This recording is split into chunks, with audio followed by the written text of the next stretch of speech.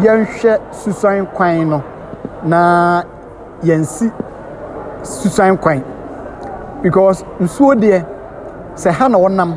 na wɔn sɛ wɔn mfa ɔno abɛfa ne kwan enti ɛbɛsrɛ ahonenisɛm because nsuo totɔtotɔ sei ɛyɛ ana wɔnhwɛ yi a the outbreak of some diseases eba cholera no na nasefo eba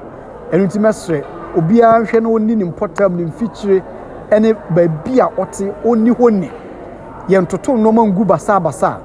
bola no yen hwe na yen dispose no ye kama se na be ya ahonini se no betima ye kama afei nso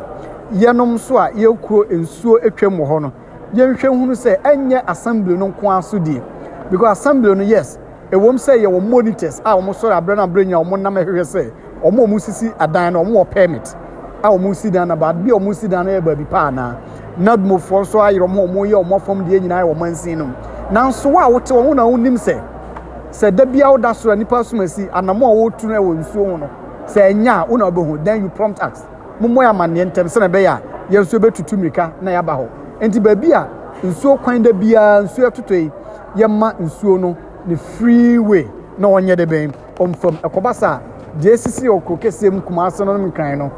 yentimi nya bi ewo ha because omode no ehyase free samre ya yeso ye de ahyase e na aduru babi a ayekese enti de meka ne say we should give chance edema susan mo babi a na kwan da no omfa afenso ye ni ehuni na ye mpropra ye potem na ye nyi gatesia eben ye stores ene ye fie